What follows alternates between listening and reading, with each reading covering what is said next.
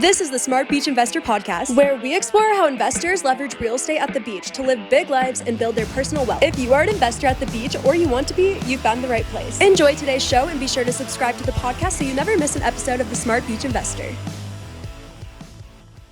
All right, Katie, we have Sue Botelho with us today. Sue. Yes. Yeah, she's with Waterstone Mortgage. She's been doing this a long time, I think since 1998. Excited to talk to her. She was here when I got started, and she's been a huge help for us. Long time ago. Sue Botelho, you there? I am here. How are you? Awesome. I am so glad you're here. So excited to have you on here. You're going to be a massive help for the folks that we serve as our clients, the folks that own investment condos here at the beach, second, third homes, that type of thing. Everybody's wondering what's going on with the money. But before we start, Sue, can you tell folks who you are, what you do, what your thing is? Can you just tell us a little bit about it? What my thing is? Yeah, what's your my thing? thing is mortgages, apparently. I've been doing this since 1998. I was a processor and underwriter for a loan officer in Destin. And when I got started, I was kind of weaned on condos. Back then, they were building them like crazy.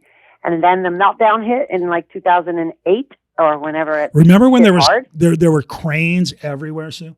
Mm-hmm. Up and Oh, down yeah. the coast. We would do 90% of the whole project. We would do it. Amazing. As far as on the mortgage side. And things went. Have you been over in Orange Beach lately? I have not, actually. There are Not in a few cranes years. everywhere in Orange Beach. Golf Are there Shores really? now. Yeah. It reminds me of Destin back then. Crazy. And you know why there's cranes everywhere? Because people are going to buy those condos that they're building. And a little bit of what you said, I was sitting here going, no, it's not that sad at all. I don't think that the economy is sad at all at this point. That's just my opinion. But I've got a lot of information to share that I think will help you guys all realize it's not as bleak and barren as it sounds like it may be. Perfect. Yes, rates are up. So what's going on with the Fed? They got to raise the rates. Why? Because inflation? Yeah, they're trying to stave off inflation because what's happening is everything's going up. The price of oil, the price of food, the price of housing, the price of a car or a boat or a camper or baby formula, if you can find it, apparently. Yeah. All those prices are going up. And so what they're doing is they're trying to raise the federal funds rate to try to taper off on the inflation side of it. And somebody asked me the other day, what is inflation? And basically, it's just a decline of your purchasing power. That's right. And it's an increase in the average prices of goods and services. And typically, you can look at the CPI, which is the consumer price increase, and that'll tell you, index, not increase. Sorry, it is increasing, by the way. You are correct. But everything's going up, so they're trying to level that off a little bit by increasing their rates. But here's what I can tell you: over history. It's not the first time they've raised it. And keep in mind, the rate was 0.25%, or 1/4% is what it was. And then they changed it, and now, oh my God, it's 0.5%. So if you look back historically, back in the 80s, we had Paul Volcker at the Fed. He raised the federal funds rate from 11% to 20% over 2 years. That's that's 9%. And it wound up at 20%. But guess what rates did when he did that? They went from 18% to 12%. And same thing happened in the 90s. And at this point, Katie was apparently alive. Barely. Alan Greenspan took the federal funds rate from 4 3/4 to 6.5 in 2 years. And rates dropped over that same 2 year from 8.5 to 5.5%. And what's different in this economy right now is they're doing that. Rates should come down. Typically, that's what would happen. But the differentiating factor in this time is that the Fed has this balance sheet of $9 trillion, and almost a little bit less than half of that is actually mortgage-backed securities. The rates have basically been artificially deflated, if you will, for quite some time because the Fed has been buying mortgage-backed securities. So now they're trying to kind of let those run off, and on top of that, they're trying to run off about $70 billion a month.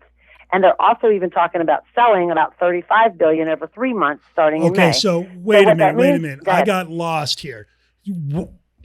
Are rates going up or are they going to go down? Yes.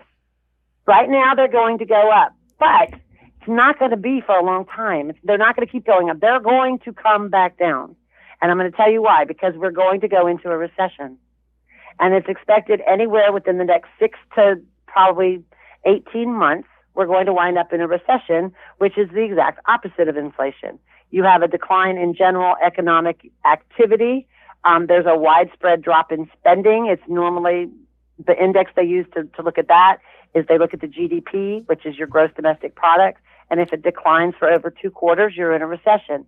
That's going to happen. That's the whole reason the Fed is doing what they're doing. They're trying to stave off inflation, and it's going to ultimately cause us to be in a recession, in which case mortgage rates come down. But even better than that, go ahead. So right now we have increasing mortgage rates because the Fed is trying to slow down inflation. They got to. Affordability is going away. Things are costing too much. We have increased mortgage rates because we have an inflation. Yeah. What the Fed is doing isn't causing our rates to go up. What's causing our rates to go up is inflation. I mean, the biggest driver of mortgage rates is inflation. It erodes. Imagine this, John. John Moran, you lend out $100,000 to somebody, and you lend it out at a rate of, let's say, 3.5%. So they're paying you back, and you're getting your money, and it's a fixed payment every month you're getting. Right. But all of a sudden, the price of everything else is going up, let's say 6, 8, 10%, and you're still only getting your 3.5%. So how do you compensate the fact that you have less buying power? Is you increase the rates on the next one that you lend out to. Does that make sense? Mm-hmm. Yeah. Yeah. So they got, so they're going to increase the mortgage rate. So it's inflation. It's not the Fed. It's not the Fed particularly necessarily all by themselves that are making rates go up. Everybody kind of tied the two together, but it's the fact that I think they waited too late to increase the federal funds rate is really the problem. So because of that, we had higher inflation than we would have had if they had done it sooner, because that's the whole point of why they're increasing their rates. Okay. Is to try to stave back down inflation. So my question still comes back to, are buyers going to have more expensive mortgages in the next 12 months? Yes. And then Probably, within the next 6 to 18 months, no. Because once we hit that recession, like I said, the rates will come down again, and rates will start coming back, so they'll have a little bit more buying power. But on top of that, whenever you have a recession, and I can tell you historically over the last 9 recessions, the housing market got better during or immediately thereafter a recession. And every time for the last 9 recessions we've had, it's gotten better, except in 2009, which as a result of the housing bubble, that's why it didn't happen then. I mean, the housing bubble wasn't caused by the recession. The recession was more or less caused by the housing bubble, if you will. So a recession is not necessarily a bad thing for the housing market at all. So this is kind of what we're doing, Sue. This kind of falls in line with what me and my husband were talking about. So our listeners know this, but you don't, Sue. We just refied our home. When I bought it 3 years ago, my rate was like 4.6, and then we refied just like last month, and we got a 2.9 rate. So we were planning on paying off our mortgage super fast. We were just going to make all these extra payments. And then we're like, well, instead of doing that, since that money is, quote, so cheap now, we were like, instead of taking that extra 10 grand that we were going to pay off of it every year, we were going to put that in a savings account to put towards our investment property, like we talk about here with our listeners that I'm getting ready to purchase, saving that because we thought the same thing. It's going to go up, but it's eventually going to come down. So shouldn't we save that money instead of trying to pay off our cheap mortgage, save that for our down payment so we can buy our investment property? Okay. So I'm on the right track because there. The rate you're paying on your mortgage, you said, was 2 point something. Yes. So when you in turn buy a new investment property, I mean, I don't know when the last time we only had 2% appreciation. John, do you have any idea when that might have been? It's never. Well, okay. So here's what I can tell you. For 2022, when the market crashed, we had depreciation, but no, right. It goes up over time. But for 2022, the forecast, they have 7 different entities that they asked to forecast where's our appreciation home prices going to go. And between the 7 of them, they ranged from 3 to 9.6%. They took the average of their actual numbers. The average of all 7 over the next 12 months is 6.7%. So if you're paying 2 point something and you're able to potentially make 6.7, that's a no-brainer. It's a no-brainer. It's a no-brainer. Yeah. Yeah. So I'm on the right path still. Okay. You are absolutely on the right path. Because that was our plan. And then, literally last night, we're just talking about it. We're like, because we're trying to get our next investment property. We're like, why should we pay off this mortgage so fast? Why don't we save that money? So then when we find that property, we're ready to go with a lot more money. Yeah. You always, and I'm going to tell you, I went to a webinar or a seminar one time somewhere, and I can't remember because I'm old. But I remember that they had said they talked to the top 10 to 15 billionaires in the U.S., and their biggest secret for getting wealthy was to use other people's money. So if you took that money out and you're using other people's money and you're paying the 2.9, it makes so much sense to invest it in something that potentially will make you 6.7%, or, if it's a median condo in our market, 37% if you would have done it last year. I mean, that's a lot of gain. That's a ton of gain. So, people are like, we're going to have a huge crisis coming up again. And you got to remember, people are sitting on a ton of equity in their houses. So we're not going to have, or we shouldn't have, the same financial crisis because of foreclosures that we had back in the early 2000s. The bottom line prediction is people are still going to continue to buying homes, just like the baby boomers did when rates were in the double digits in the 80s, and just like the Gen X did when the rates, were flirting around the 9% range in the 90s. People will adapt, they'll adjust, and they're not going to stop buying homes because the rates go up, keeping in mind that they're going to come back down. Now, I couldn't tell you how low they're going to come back down to. My crystal ball was in the shop today. I tried to get it out for this, but it wasn't ready. Dang it. I can't tell you how low they'll go. So, I don't have any idea, but they'll stop at some point and they'll actually turn around and come back down. Yeah. So my little feeble mind, the way I see it right now is affordability is just taking gut punch after gut punch right now. Everything's more expensive. Yes and no. Because here's the other thing. I mean, the most recent first-time unemployment claims that just came out, that report, you were talking about something earlier not happening prior to Katie even being born. This is the lowest it's been since 1968. More people are working. More people are seeing increases in their pay while they're working. So yes, is affordability down? Absolutely. However, people are still seeing increases in their income or even getting income at all at this point. So yes, affordability is down. I don't think it's down as much as a lot of people think, just because people are seeing increases in their income as well. Well, I did see a report just this morning. I read that the CPI is up, 8.5% year over year from March. Yes, wages are up as well, but they're only up 5.7. It's a negative right now. So they're actually losing. But imagine money. if wages weren't up and the CPI was up that high. Yeah. Okay. But they are. Call me Susie Sunshine, if you will. I always try to find the positive because I don't know if there's a negative or a positive, quite honestly. It is what it is. So you just got to figure out how to lever what's in front of you. But I'm looking at this. If I own a piece of property here at the beach or anywhere, I'm looking at cost to own is up. My labor costs are up for cleaners. My cost for soap is up. My handyman's up. My everything's up. The gas to go see everything's up. Okay. But isn't the rent up as well? Yeah, but what happens is we're going to get to a point where you can't charge any more rent because the renter's going to say, I'm out. I either can't afford it or I won't. I'm just not going to do it. Right. And at that point, prices have to follow down. And I think they will. And I'm all for it. And so I'm looking at my cost of purchase is up 50% over 2 years if I'm going to buy a place. My rent is up. I don't know the specific rental numbers, but my per night stay cost is through the roof as well. The cost for me to drive here has just jumped dramatically in the last 3 months. My food that I'm going to eat while I'm here is through the roof. All this stuff is going on, right? So how much can I afford? But you know what? I did get an extra 13 cents an hour on my paycheck. Now that's up from, 12 cents, which is great. But it's still, I'm a loser at this point from that. And yes, I am employed, and maybe I'm getting some government assistance somewhere. Maybe I didn't pay my mortgage because I'm getting government assistance, all that stuff. All cool. It caused people to come to the beach and rent. Love it. Got it.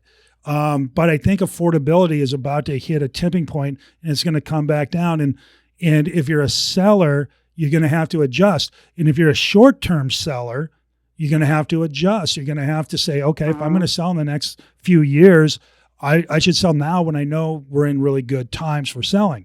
And if I'm a buyer, I should buy anyway if I'm going to hold it for a long time, because the market's going to go down and come up, as we've discussed. And I'll be fine. If I'm a flipper, I might be a little nervous. But Right. under those circumstances, I think that the Fed's going to continue to do whatever they do, because they're going to have to reel in this inflation. I think you got the war in Ukraine is going to cause uncertainty. It's going to cause people to get weird and things, and supply chain issues. You got COVID still sitting out there. What's going to happen if that flares up again? There's a lot of headwinds. Doesn't mean you shouldn't buy. You should buy if the numbers work, and they can work. They can work at 18%, right? We've seen that in the past. Absolutely. They can work. When I first moved to Florida in 1983, I went to work for a builder. And back at that time, we were doing, we sold a lot of houses to military members. He built houses for military members. And those rates were like 16%. And you made them work. Sometimes with points. And people were, we couldn't build them fast enough. Yeah. My very first mortgage I ever got, I was so excited. I was 21 years old. The same builder that I had gone to work for had me wait over on Eglin Parkway at a bank because they had a bond loan, which was first come, first serve. My ex-husband and I literally camped out for 3 days to be number 3 in line on Monday morning. And the line on Monday morning went around the bank, across the street with a ton of people to get this 11.99% rate, because it was so amazing. Now what you just mentioned, 2 things, COVID and the Ukraine-Russia conflict. Those obviously are going to be variables in all of this. We don't want this to happen for obvious reasons, but an increase in COVID again would actually push the rates a little bit lower. Obviously, an oil spike is one of the inflationary drivers, and Russia is one of the world's biggest oil producers. So if the U.S. doesn't increase production of oil, which I don't think we are, and we're having this oil spike, that will cause us to be more inflationary. Ukraine, they do a lot of food. They're the number 1 producer in the world for sunflower oil. So, and there's something that they do that goes into some sort of a transformer. So all of those are variables at this point. So yes, I'm giving you some predictions, but I don't foresee it being as bleak as many people are thinking. That's just my take on it. Fair enough. So let me ask you this. Either way, there's going to be buyers and there's going to be sellers. Mm-hmm. So my question is, if you're a buyer, you can get loans, right? Should you buy now? Should you buy today, or should you wait? Well, it depends on your circumstances and what you're looking to do. Here's my take on it. I'm going to tell you this. Most of our condos here are considered non-warrantable and condotel loans, right, or condotels, by Fannie and Freddie, who we won't even go there. Okay. But when I'm looking at clients, I'm getting calls, John, I can't tell you how many calls I get every single day. I want to buy a condo. I want to buy a condo. I want to buy a condo. People are still buying them like crazy. Okay. And we are able to do a 30-year fixed rate on them. And those rates, when we first started doing them in January, those rates was in the 5s. Then it was in the 6s, and we can still get in the 6s. And I'm going to tell you, there's one I have closing today. This lady, we give people rate options. She chose a rate in the 7s, and that's what she's closing, and she's tickled pink. Because you know why? It cash flows. As long as it cash flows, we don't care what the rate is or what any of the cost is. As long as it cash flows, buy. Exactly. For sure. So, and that's what you need to look at. Is your unit going to cash flow? If it does, absolutely buy today. If it doesn't, maybe not. Obviously. All right. So what are we going to tell? What do you tell people then? Why won't I wait 18 months and buy then? Well, just because of the fact that the rates might be lower. Remember what I said. What happens with the housing when there's a recession?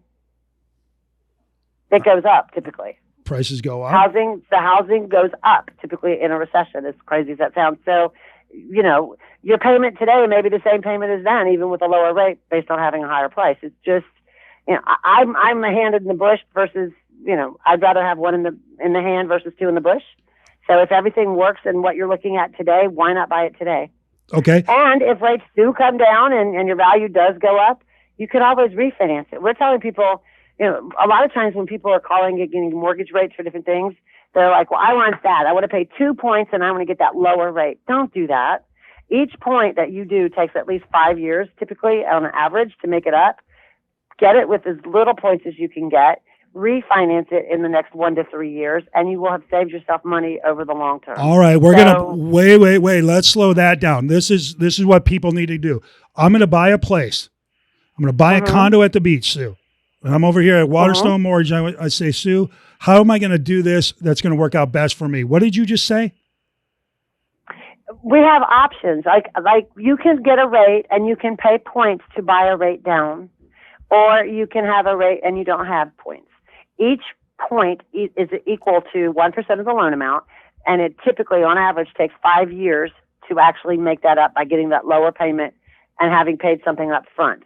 But if you're able to get something with lower points or no points, it's not necessarily better. It's better. So pay a higher rate, have 0 points or, half a point or whatever the case may be. And in a year or three, in the next 1 to 3 years, refinance it, and you will have saved yourself money over the long term. Because getting a lower rate today, is that what you said? No, I said rather than walk me through how it works. So I have a $500,000 loan. Okay. Let's say you have a $500,000 loan, and your lender says, okay, here's your rates today. Your rate is 4.75 with 2 points. Okay. Or your rate is 5.25 with 1 point. Or your rate is 5.5 with 0 points. Okay. So on a $500,000 loan, 2 points is $10,000. Okay. On a 5.25, 1 point is $5,000. Yep. And on a 5.5, it's 0 points. 0. The money that you will save between 5.5 and 4.75, to me, is not worth paying, because in all likelihood, in the next 1 to 3 years, you're going to refinance it because rates are expected to come down, and you won't have enjoyed the benefit of having paid those points up front. So according to Sue Botelho, the smart play is don't go for the 4.75, go for the 5.5 with 0 points. Because that's smart. Yes. Yes. But people, psychologically, though, people have that. It's hard to explain to people about that, but until you show it to them in writing. But when you talk to people, they're like, well, I want the lowest rate. And I'll call people because I give them options, and I'll call them and I'm like, look, that's all great and wonderful. All you can do with that rate is tell your neighbor, hey, guess what rate I have? What you can do with the other is let's look at the dollar amount. That's what you write your check for. Do people even write checks anymore? I don't know. But you write your check for a dollar amount, not a rate. So let's look at the long-term ramifications of all three options and determine in your individual case which is best for you. So just because somebody says, I can give you this rate with this many points, it may not be the best That's thing. not enough, is it? And at this time, it's That's not probably enough of the story. You need all the pages to this story to understand what way to go. I love that. I love that. All right. Give me something else. So we can buy down our rate, right? Or don't with these points. Go with the higher. You can, but you at this point, you probably shouldn't. Okay, tell me about that. When rates were really, really low, that wouldn't have been a bad thing then to do. Take the low rate and run. Okay, I'm with you. All right, let me ask you this then. But they're not really low now. No. Okay, so let me ask you this. Let's talk about this way. 5-year, 30-year, 15-year adjustable rate. What are we doing? What's the best way to go here? Well, remember what I said. The expectation is that rates are going to come down. Okay. So if you're able to get an adjustable rate mortgage fixed for 3, 5, 7, 10 years with no points on a lower rate, then you could get a 30-year fixed with a point.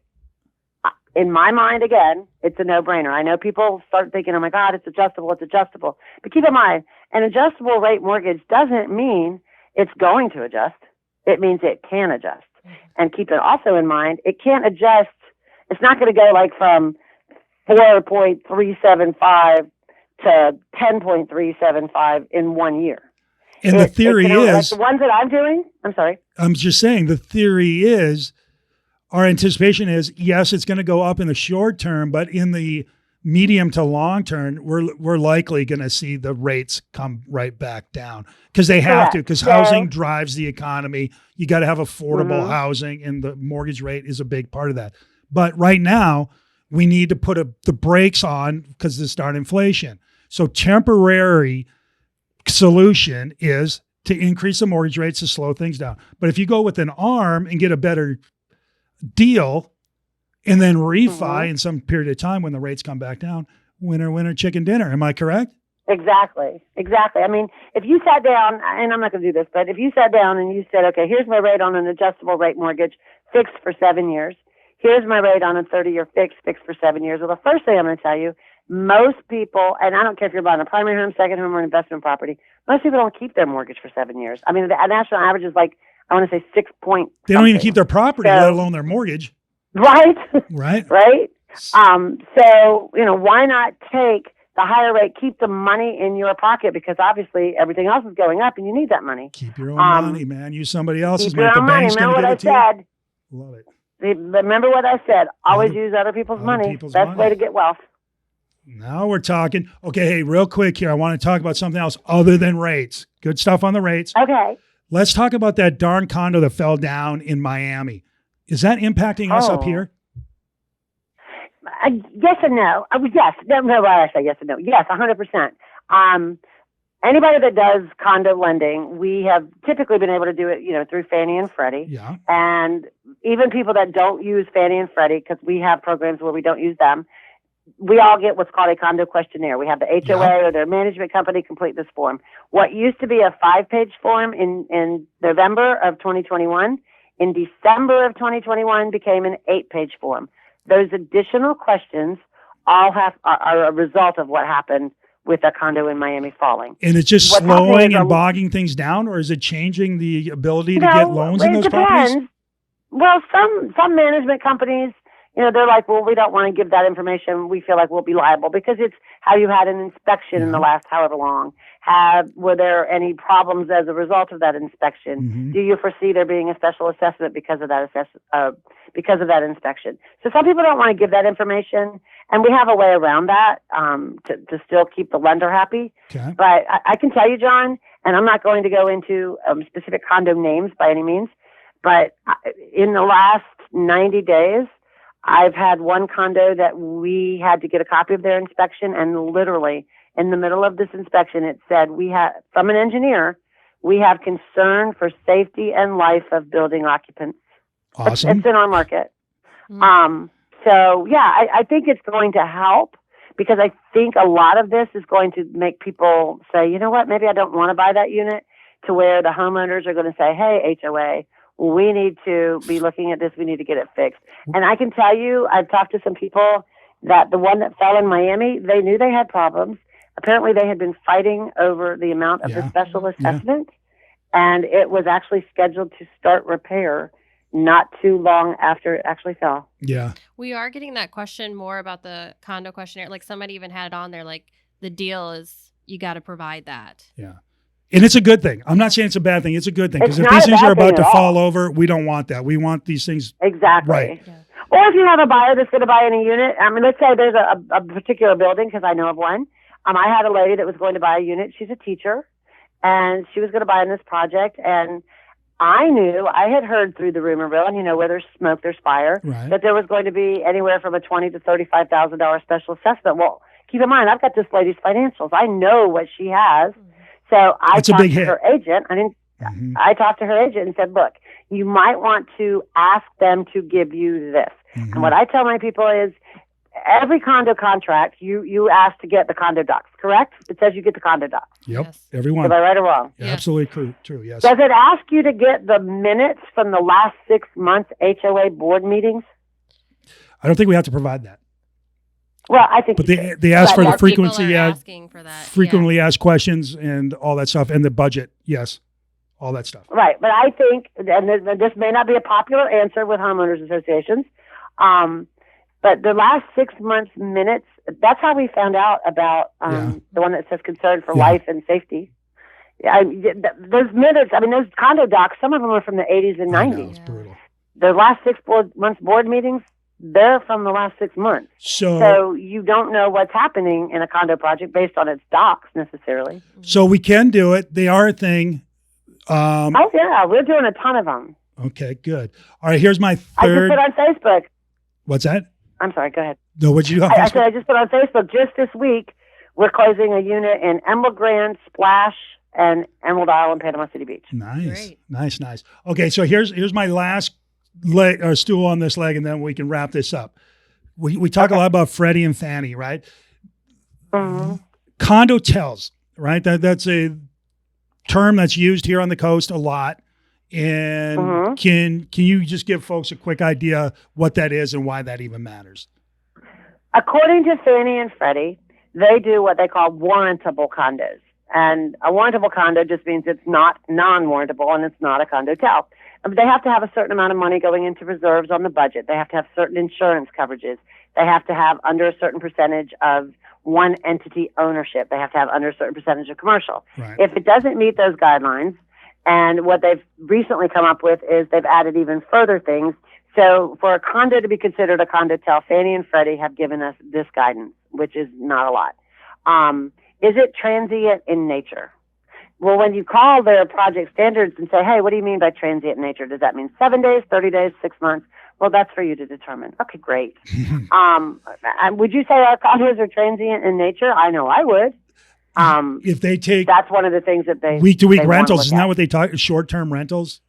Yeah, it's transient. Yeah. Another thing they look at is how many people actually live there. So I know in Oakland and Walton counties and Bay County, you can actually go on the property appraiser's website and you can pull up every condo in a building, and you can basically what we're looking at is how many of them have their tax bills sent local to the condo address. That means they live there probably. If it's less than 50%, that's a red flag. Do they offer or allow short-term rentals? Here's my favorite. Does the HOA or its management company participate in, facilitate, or receive income from short-term rentals? That's a red flag. And there, I can tell you, it can be as minuscule as, and there was a company like this, the HOA's management company.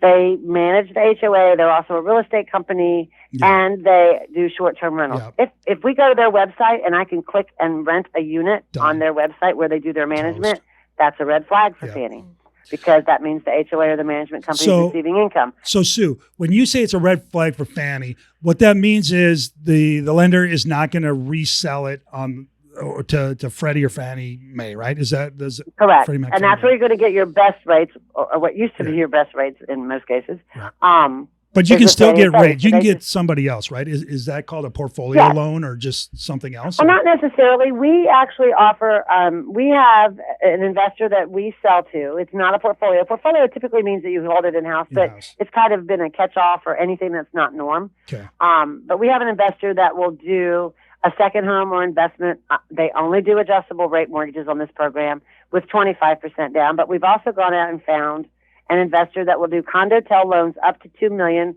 We can get an exception in some cases up to $3 million.